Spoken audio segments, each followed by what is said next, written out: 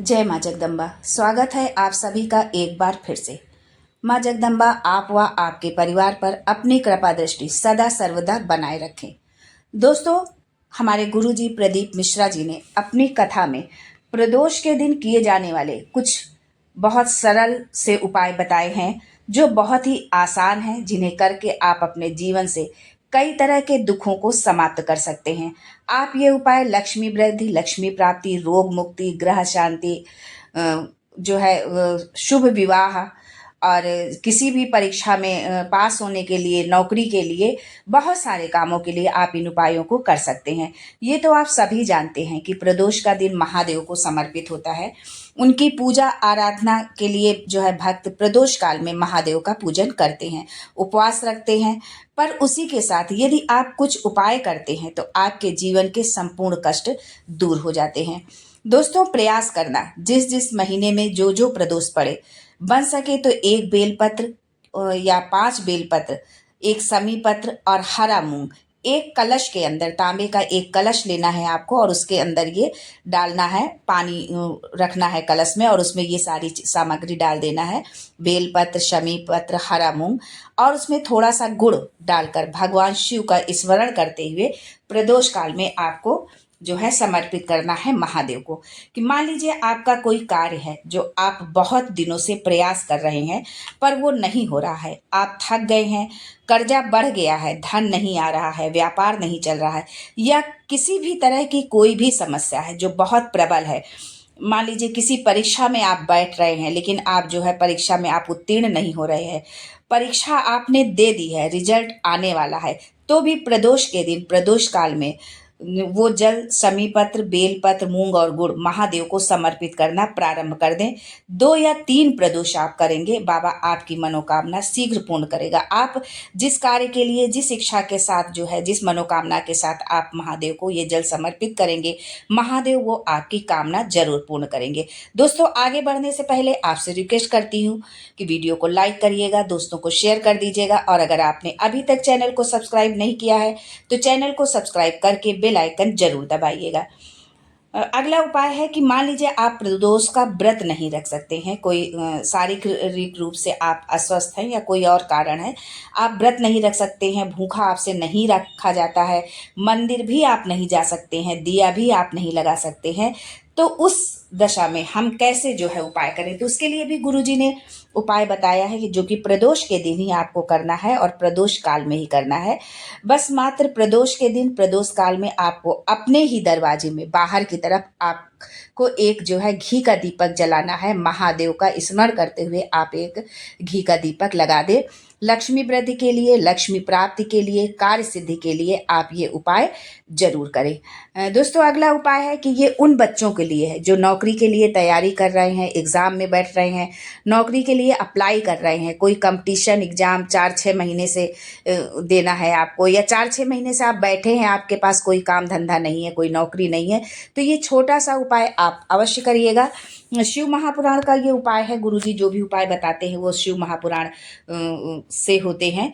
बेलपत्री के पेड़ के नीचे बैठकर थोड़ा सा आपको बेलपत्री के वृक्ष पर आपको उसकी जड़ में आपको जल चढ़ाना है, फिर दूध चढ़ाना है, कच्चा दूध जो है चढ़ाना है, फिर जल चढ़ाना है, और अपने राइट भाग में जहाँ पर आप बैठे हैं उसके राइट भाग में आपको घी का दीपक लगाना है और अपने लेफ्ट भाग में आपको तेल का दीपक लगाना है। किसी भी प्रदोष के दिन, प्रदोष काल में एक बार जो है आप ये लगा दें, फिर अपनी कामना कर कर बेलपत्री के पेड़ के नीचे उसके चक्कर लगाएं, प्रणाम करें जो है महादेव का स्मरण करते हुए, और घर वापस आ जाए। और जिस काम के लिए आप जा रहे हैं, जिस काम के उद्देश्य से, जिस कामना से आपने ये उपाय किया हुआ है, मान लो परीक्षा के लिए आपने किया हुआ, कहीं आपको एग्जाम देने जाना है, कोई कंपटीशन का या नौकरी के लिए जाना है, तो आप उस काम के लिए चले जाएं। बाबा आपको उस कार्य में जरूर सफलता देगा, परीक्षा में आपको जरूर उत्तीर्ण करा ही देगा। अगला उपाय है कि प्रदोष के दिन, प्रदोष काल में ही ये उपाय करना है।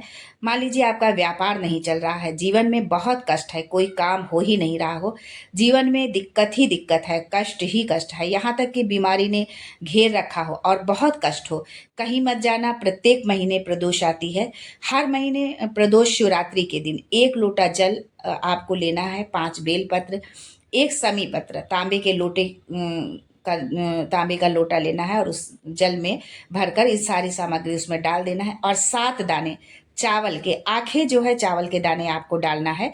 प्रदोष काल में भगवान शंकर के मंदिर जाकर जाना है और ये ध्यान रखना है कि पैर में, जब आप मंदिर जाएंगे तो पैर में आप चप्पल पहनकर आपको नहीं जाना है।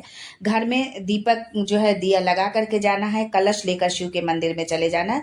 मंदिर में आपको दीपक नहीं लगाना है, घर में दीपक लगा कर जाना है और सिर्फ वो कलश जो आपने पानी भरा है, सारी सामग्री डाली है, वो कलश लेकर के आपको जाना है। पूरा जल एक साथ ही महादेव पर आपको चढ़ाकर आप आ जाइए। झोली पसार कर बाबा से प्रणाम करिए, उनसे प्रार्थना करिए। शंकर की देहली पर 2 मिनट बैठकर ओम नमः शिवाय का जाप आपको करना है। यदि जो है हमारी बहनें हैं, सौभाग्यवती नारियां हैं, तो ये उपाय कर रही हैं, तो जब वो जाप करेंगी तो उसमें नमः शिवाय ओम बोलना है। जब आप नमः शिवाय ओम, नमः शिवाय ओम, तो ओम अपने आप ही आ जाएगा पहले, लेकिन जब आप शुरू करेंगे तब आपको नमः शिवाय ओम करना है। हमारी जो बहनें जाप करेंगी, और यदि हमारे भाई लोग इस उपाय को कर रहे हैं और ये उनको जाप करना है तो वो ओम नमः शिवाय का जाप करेंगे।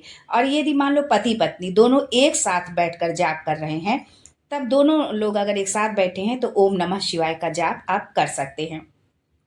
पर यदि केवल नारी अकेले बैठकर जाप कर रही है तो नमः शिवाय ओम बोलना है। प्रदोष के दिन प्रदोष काल में शिव नाम का आपको ये जाप करना है। जल का पात्र जो आप जल चढ़ाने के लिए थे वो पात्र घर वापस लेकर आ जाइए। फिर अगले प्रदोष में शिव के द्वार में आपको जाना है। कहीं आपको जाने की जरूरत नहीं है, इधर उधर बिल्कुल भी भटकने की जरूरत नहीं है, न निराश होने की जरूरत है। बस बाबा पर विश्वास रखना, आस्था रखना। बाबा के द्वार पर जाना है, हमारे भोले शंकर के द्वार पर जाना है, शिव के द्वार पर जाना है। और मुझे पूरा विश्वास है, और आप भी जो भी उपाय आप करते हैं पूर्ण आस्था विश्वास के साथ में करें। महादेव आपकी करुण पुकार को जरूर सुनेगा। अगर आपने 2, 3, 4 प्रदोष ही आपने कर लिया तो महादेव आपकी झोली तो भर ही देगा। इतना तो आपको दे ही देगा कि आप एक बार जो है शिव महापुराण की कथा करा सकते हैं। आप जिस भी कामना से आपने किया है वो जब आपका पूरा हो जाए, मान लो 3, 4 आपने प्रदोष किया है, आप जिस कामना से कर रहे हैं वो पूर्ण हो गया है, तो आपको छोड़ना नहीं है। पूरे साल जो प्रदोष आते हैं हर महीने में, पूरे साल आपको ये उपाय करना है। ये नहीं कि कार्य पूर्ण हो गया तो आप उसको छोड़ दें। यदि बीच में रजस्वला धर्म आ जाए, हमारी बहनें कर रही हैं, तो घर का कोई भी सदस्य जो है जाए जरूर मंदिर में, और ये जो है जल चढ़ा करके जैसे बताया गया है वो करके उसको आना है, छोड़ना नहीं है। इस बात का आपको विशेष ध्यान रखना है। अगला उपाय गुरुजी ने अपनी कथा में बताया है कि प्रदोष के दिन प्रदोष काल में 2 जगह आपको दीपक लगाना प्रारंभ कर देना है। पहला बेलपत्र के वृक्ष के नीचे और दूसरा दिया अपने दरवाजे के चौखट पर। बाहर की ओर जब हम खड़े होते हैं तो बाहर की ओर आपको ये दीपक लगाना है। जैसे कि हम बाहर खड़े होंगे तो वहां पर आपको ये दीपक लगाना है, अंदर की तरफ नहीं, चौखट के। और महादेव से प्रार्थना करना है कि हे गौरी शंकर, हे महादेव, आज जब आप प्रदोष काल में नंदीश्वर के साथ, माता पार्वती के साथ भ्रमण के लिए निकले तो मैंने आपके लिए अपना द्वार सजाया है। आपकी दृष्टि मेरे चौखट पर भी पड़े, ऐसी कृपा कर देना। जो है महादेव से ऐसे प्रार्थना करना और आपको अपने जो है घर के चौखट के बाहर जो है आपको ये दीप लगाना है। दोस्तों अगला उपाय है 4-5 प्रदोष। इस उपाय को आप करके देखिएगा। मान लीजिए कोई आपका काम है जो नहीं हो रहा है, नौकरी के लिए आपने अप्लाई किया है, काम कहीं बन ही नहीं रहा, कोई बड़ी विकट समस्या है, बड़ी तकलीफ है।